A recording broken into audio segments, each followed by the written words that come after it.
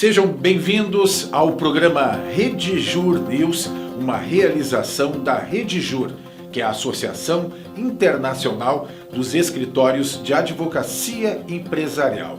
No programa de hoje, nós conversamos com a consultora Érica Lotz sobre gestão de pessoas dentro de um escritório de advocacia. E também com o Dr. Gabriel Bulhões, advogado criminalista, que nos fala sobre a relação do direito com as novas tecnologias. O Redijur News está no ar. Dentro do nosso programa Redijur News de hoje, nosso contato agora é com a consultora Érica Gisele Lotz, ela que é mentora de capital humano, graduada em administração pela Universidade de Maringá, no Paraná, e autora de diversos livros, entre eles Recrutamento e Seleção de Talentos, Planejamento Estratégico e Gestão de Talentos. Érica, é um prazer tê-la aqui no Redijur News. Muito obrigada, é uma honra me dirigir à sua plateia, que é tão qualificada, e poder falar desse tema de gestão de pessoas aqui para vocês. Muito obrigada, é uma honra, de fato, estar aqui. É toda nossa. Érica, começar antes da gente falar da gestão de pessoas dentro de um escritório de advocacia, que é um tema relevante, o que é uma mentora de capital humano? Olha, o meu papel como mentora de capital humano é exatamente contribuir para que cada escritório desenhe políticas e práticas de gestão de pessoas e acompanhar a implementação, o desenvolvimento dessas políticas e o desenvolvimento também desses profissionais no âmbito do trabalho. Para isso, é preciso, entre outros instrumentos, planejamento estratégico, como é o tema dos teus livros, planejamento estratégico, gestão de talentos, é isso? Isso, é porque o que que acontece? Uma gestão, ela é uma área que ela tem uma multiplicidade. Então, eu não posso falar de pessoas sem olhar para processos, sem olhar para tecnologia, sem olhar para a visão que o escritório tem de onde ele quer chegar. Então, por isso é que realmente nós acabamos estudando, né, e enveredando por áreas múltiplas do conhecimento para poder, de fato, oferecer um apoio consistente, com solidez, com ferramentas científicas aos nossos clientes, porque o que que eu observo, sabe?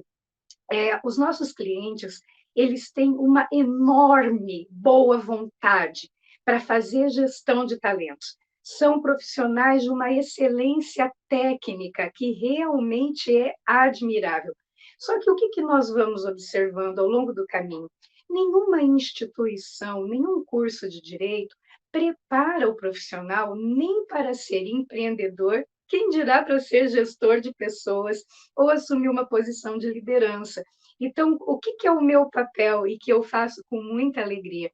Levar, opa, desculpe, levar instrumentos, levar ferramentas científicas, porque aqui a gente não pode ter achismo, para poder contribuir com esse processo de liderança, de gestão de pessoas, para que a gente possa, na verdade, construir um ambiente saudável, um ambiente de ganha-ganha, um ambiente em que o profissional ele tem uma jornada muito positiva dentro do escritório, porque isso vai refletir na produtividade, no resultado e na imagem do escritório perante o cliente em termos de qualidade, em termos de engajamento. Então, na verdade, é um trabalho que foca o ganha-ganha em todas as esferas. Érica, pela tua experiência, quais são os desafios, grandes desafios, para a gestão de pessoas dentro de um escritório de advocacia? Olha, lidar com gente é um desafio muito interessante.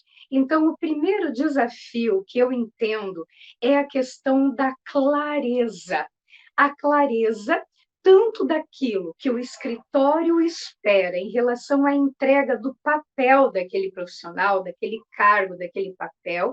Essa clareza ela é essencial, como também o escritório identificar se aquele profissional, em termos de característica, de perfil, de personalidade, de competências técnicas, ele está preparado para ocupar aquele papel.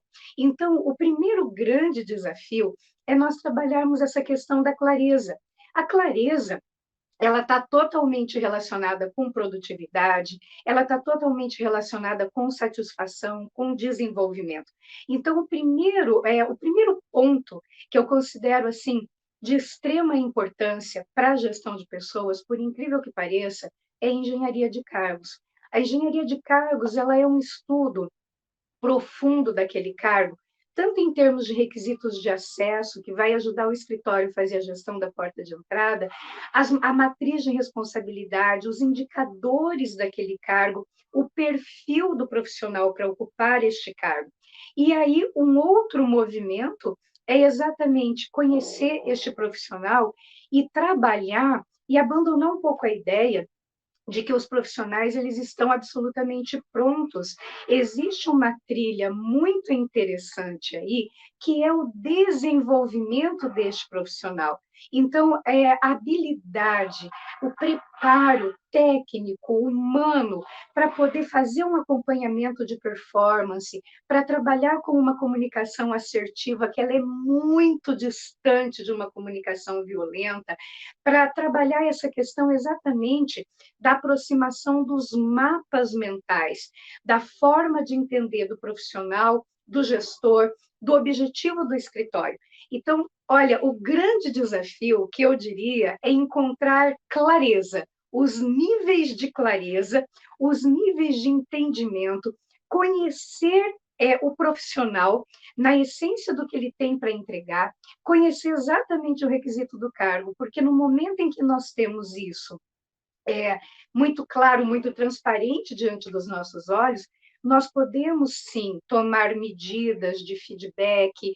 O líder ele sabe exatamente como engajar, porque hoje um grande equívoco, mas um grande equívoco, é procurar fazer microgerenciamento em escritórios de advocacia. Daí a importância de ter os indicadores de desempenho, porque como indicador de desempenho, tanto o indicador de desempenho nada mais é do que uma placa sinalizadora do caminho. Quando eu tenho a clareza dos indicadores de desempenho do meu papel, tanto eu como profissional consigo fazer uma autoavaliação, uma autocrítica, como o meu gestor. E a partir deste momento, nós conseguimos fazer acordos de desenvolvimento, acordos de melhorias de performance. Então, eu diria para você clareza no o que e no como, o que fazer e o como fazer, e também clareza sobre o perfil de cada um. E para isso, o interessante não é o achismo. Para isso, o interessante é aplicar realmente ferramentas científicas que me permitam ter um olhar mais profundo a respeito daquele profissional. Isso facilita muito o engajamento. O Sim, que, como e comunicação. perfeito. E, Érica, quais são as oportunidades que você identifica que os escritórios de advocacia podem adotar para ter, digamos, um time de alta performance? Olha, eu gosto muito dessa sua pergunta, porque muitos escritórios, eles entendem, eles precisam corrigir uma rota depois que o profissional já está lá dentro. Então, qual é a oportunidade que os escritórios têm de trazer um time de alta performance engajado? Ele começa na gestão da porta de entrada. Então, olha só, a questão de reconhecimento, de recompensa, de sustentabilidade da carreira, ele começa lá no início, nos processos de recrutamento e de seleção, principalmente de seleção. O que eu observo? Que nos escritórios, via de regra, não acontece um processo de seleção, acontece um processo de colocação. Eu tenho um profissional, um candidato e uma vaga. Então, abrir um processo seletivo com critérios alicerçados cientificamente. O que é isso que eu quero dizer? Uma bateria de provas técnicas alinhadas às competências técnicas que aquele profissional precisa entregar, uma bateria de avaliações comportamentais, e aí nós temos diversas ferramentas, o Big Five, o DISC, nossa, os motivadores. Então, esse conhecimento, um processo de onboarding, porque um outro equívoco, e muito na boa intenção, é acreditar que se eu estou contratando um profissional, ele já está pronto. Então, eu tenho um profissional que tem experiência em controladoria, e eu contrato para minha controladoria jurídica. E por incrível que pareça, não o fato dele ter experiência numa controladoria de um escritório pode não ajudar no meu, porque lá ele pode ter uma experiência totalmente operacional. E o que eu preciso é de um profissional que faça uma central de inteligência, minimizar os riscos. Então, qual é a outra oportunidade? Ainda dentro da gestão da porta de entrada, desenhar um onboarding com esse profissional. O que é um onboarding? É um processo de trazer este profissional a bordo.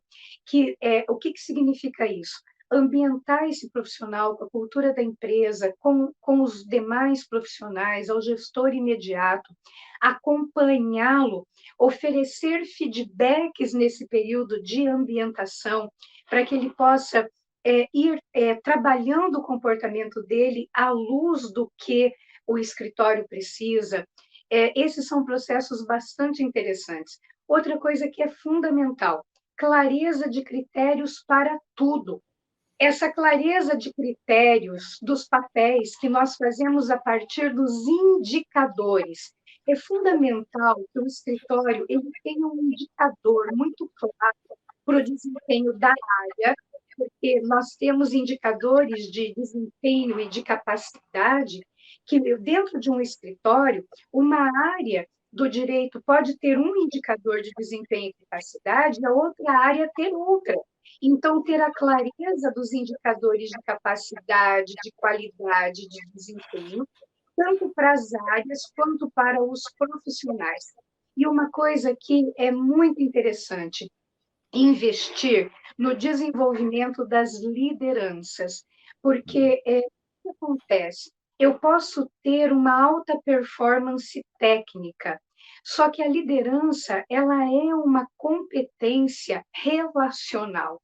Então, é fundamental que o profissional que esteja num papel de gestão, ele saiba observar, comunicar, fazer as perguntas certas para ampliar o modelo mental do pessoal do seu time, que ele saiba ter uma identificação das características individuais, que ele esteja preparado para dar um feedback no sentido, porque o que é um feedback?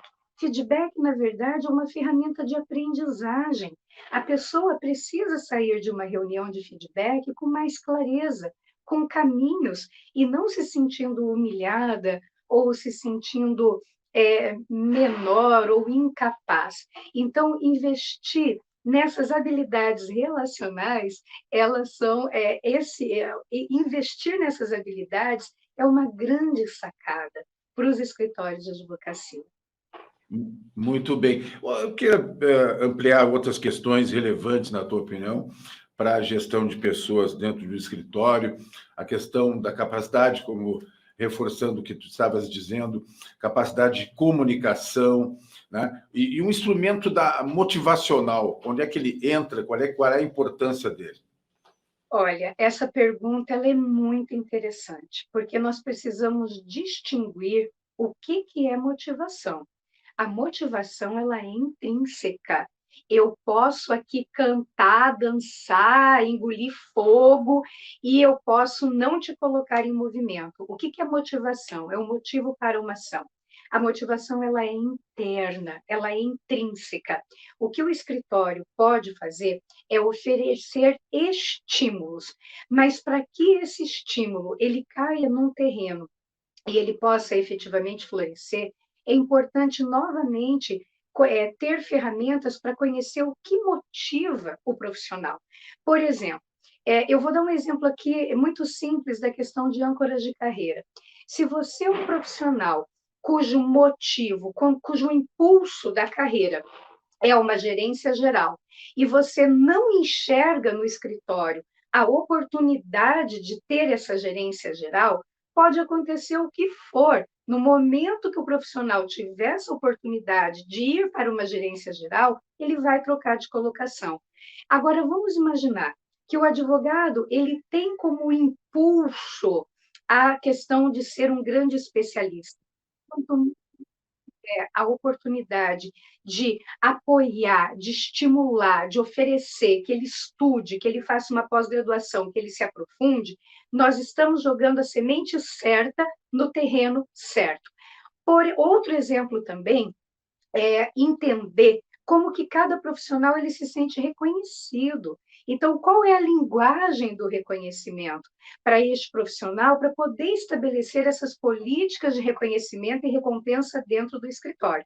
E volto a te dizer, existem ferramentas, nós não precisamos adivinhar isso. Existem ferramentas de mapeamento de perfil individual e de grupo que te permite criar estratégias e políticas que geram incentivo, que venham ao encontro do que aquele profissional busca como incentivo. E aí tem um ponto muito interessante. Isso é gestão de pessoas. É muito diferente gestão de pessoas de um departamento de RH. Como que nós trabalhamos? O RH, ele é totalmente uma parte burocrática desta área. Agora, todo profissional que tem um estudo sob sua responsabilidade é um gestor de pessoas, porque é importante que ele observe, que ele comunique, que ele apoie, que ele atue como mentor de desenvolvimento profissional do seu time, que ele tenha a comunicação adequada.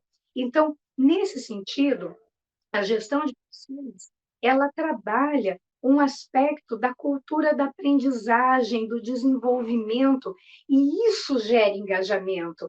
Então, é criar políticas para que o estímulo que eu estou oferecendo para o profissional venha ao encontro daquilo que ele tem internamente como impulso que o movimenta a ação. Então, às vezes, é muito inglório. Eu ouço os diretores dos escritórios dizendo: eu crio estratégias motivacionais, mas parece que isso tudo dá em nada. Então, a pergunta é: você criou isso com base em quê? Você fez um estudo para entender qual é a linguagem de reconhecimento e recompensa do seu time? Então, note que nós primeiro colocamos as perguntas na frente, a investigação, o conhecimento daquele time, para daí trabalhar as políticas. Nós temos com isso maior possibilidade de acerto, de fazer sentido para o grupo. Perfeito, muito bom. Aprendemos muito, Érica. Foi um prazer tê-la aqui no Rede Jur News. Prazer foi todo meu, um grande abraço aí. E olha, foco e fé nessa jornada, porque investir nas pessoas hoje realmente é o que pode ser o seu diferencial. Com toda certeza. Muito bom, muito obrigado. Tivemos então aí esse contato, foco e fé, como diz a Érica Gisele Lotz, mentora de capital humano, uma atração importante aqui no nosso Rede Jur News. Você acompanha o trabalho e a atuação da Rede Jur nas nossas redes sociais.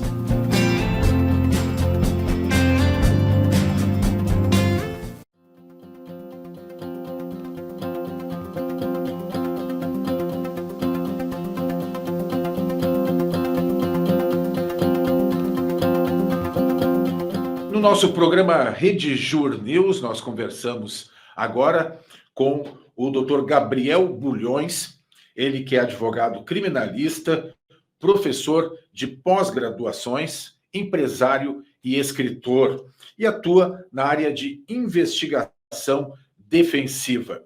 É um prazer tê-lo aqui no Rede Jur News, Dr. Gabriel.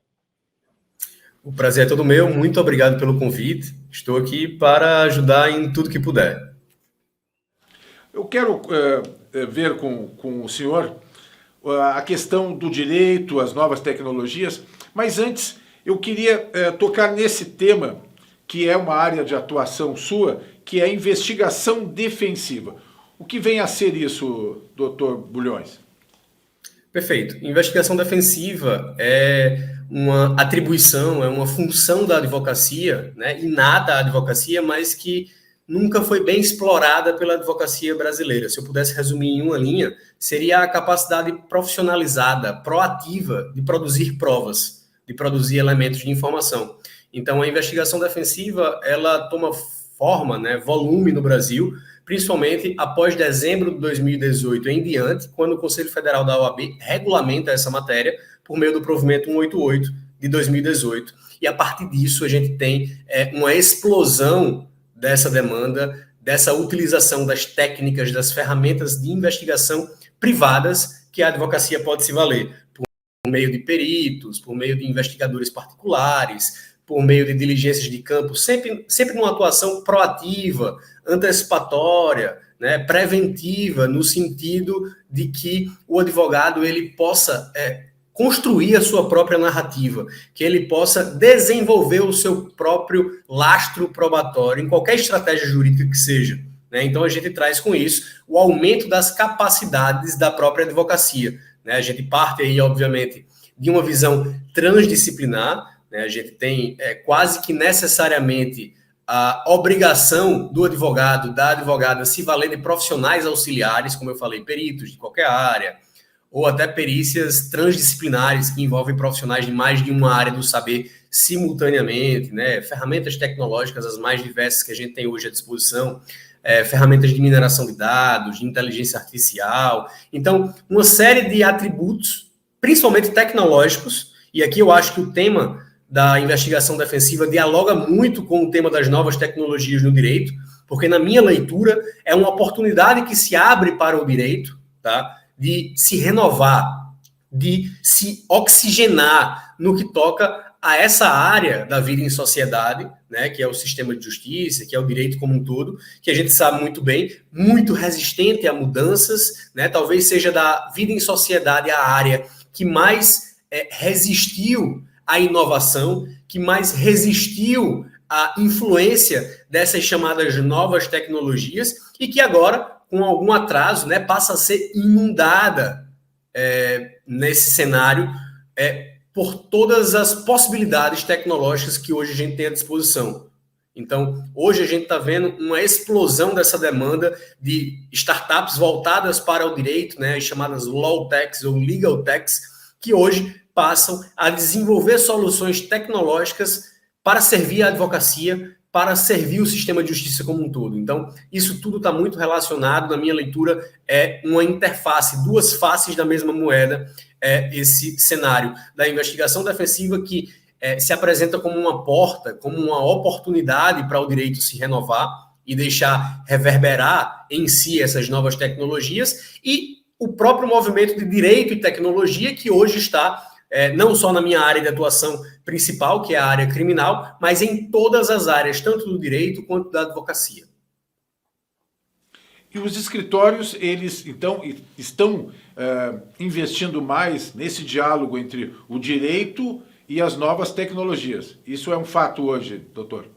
É um fato hoje, com certeza. Né? A gente tem, por exemplo, a B2L, que é a Associação Brasileira de Law Techs e Legal Techs, com centenas de empresas associadas, empresas de tecnologias que desenvolvem soluções tecnológicas para a advocacia, principalmente. Né? Por outro lado, a gente está passando por uma mudança geracional, por assim dizer, dentro da advocacia, onde algumas bancas, alguns profissionais já despertaram para a importância desses novos temas e passaram a se qualificar, a se municiar de informações e de acessos a essas possibilidades. E, por outro lado, a grande massa da advocacia ainda segue numa inércia, né, que a gente não sabe até quando vai ser possível, em razão de que hoje ainda pode ser considerado, talvez por alguns, um diferencial você ter aportes tecnológicos no seu escritório de advocacia. No amanhã vai ser uma necessidade, uma obrigação, que na minha visão já é hoje. Tá? E no depois da manhã, quem não tiver antenado, integrado com essa situação, com essas novas realidades, ficará para trás de uma forma intensa, né? De uma forma brutal, poderia dizer assim, com parte do mercado que já absorveu todas essas possibilidades. Sim. Como é que o senhor vê, então, qual seria o melhor caminho, qual é a melhor dica nesse sentido para os profissionais se qualificarem para poder aderirem a essa revolução tecnológica e digital? É algo que não existe uma receita de bolo ou não é uma fórmula matemática. Não adiantaria nada eu chegar aqui e dizer, olha, nós temos uma low-tech que é ideal para todos os cenários e para todos os escritórios e ela vai ser a solução de todos os problemas. Não. Na verdade, existem muitas possibilidades e o que importa é saber o que está à disposição do mercado para um melhor aproveitamento, para uma situação que permita otimizar a dinâmica própria de cada profissional e de cada escritório de advocacia. Tá? Então, o que importa mais é saber, dentre essas discussões de inteligência artificial, de automação de documentos, de bots, de algoritmos, de internet das coisas, de metaverso, né, de Web3, blockchain, etc., de todas as possibilidades que já existem hoje à disposição do mercado, quais aquelas que me servem, quais aquelas que podem, dentro da minha dinâmica própria do meu escritório de advocacia, servir. Né? Não existe uma que vai ser a melhor ou que vai ser a ideal, pois em cada realidade, em cada situação, nós demandaremos uma ou outra opção. Não existe algo que, aqui tem a panaceia, a solução de todos os problemas, porque isso, no máximo, vai ser um marketing enganoso, né?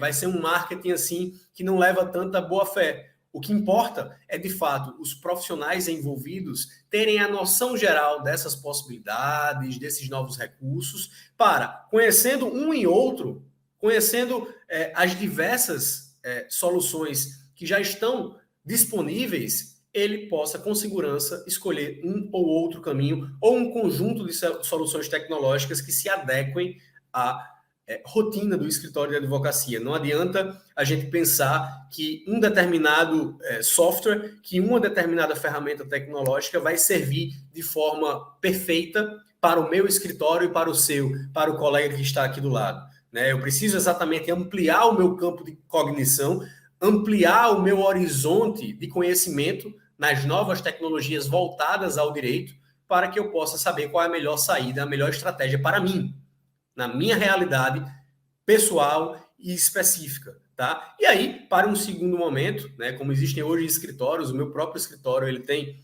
uma startup de desenvolvimento de tecnologias voltados para essa questão da investigação defensiva, que eventualmente não sendo encontrado, porque isso vai acontecer, né, uma demanda de um escritório que não tem nenhuma solução no mercado, se pode pensar em desenvolver uma solução in-house, né, como a gente chama, para servir aquela demanda daquele escritório de advocacia, e aí, a depender do contexto, a depender da estratégia de mercado, se pode estudar a possibilidade de oferecer aquela solução que foi construída para a minha realidade e para o mercado. Ou não, se eu quero deixar isso como um diferencial competitivo, um plus no meu portfólio, algo que me garanta, até em algum ponto de vista, uma reserva de mercado, pois eu desenvolvi algo para a minha realidade que me serve bem para os meus casos e para os meus clientes. Se for de interesse mercadológico, eu posso colocar isso no mercado para que sirva a outros escritórios que tenham essa mesma demanda, ou eu posso resguardar essa solução para que sirva aos meus clientes e ao meu escritório. Enfim, são várias as possibilidades, mas eu acho que é por aí o caminho. Ainda está sendo tateado, isso está sendo construído e muito mais perguntas do que resposta a essa altura do campeonato a gente tem. Mas o que importa é se movimentar nessa direção. Maravilha, é um tema interessantíssimo. Falando em caminho, é um caminho, né, sem volta. Vivemos uma grande revolução tecnológica, digital, e os escritórios estão se adaptando aos poucos. E eu quero lhe agradecer pelas informações, por todo esse conhecimento que o senhor passa aqui para o nosso Redjur News. Eu que agradeço a oportunidade.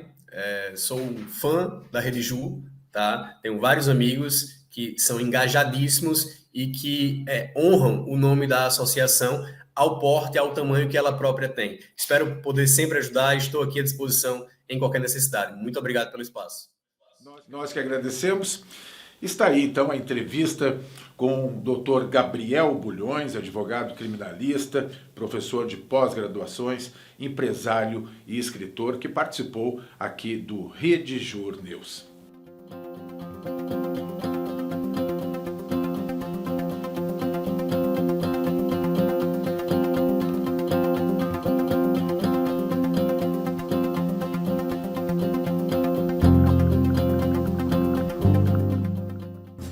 Você acompanha o trabalho e a atuação da RedeJur nas nossas redes sociais.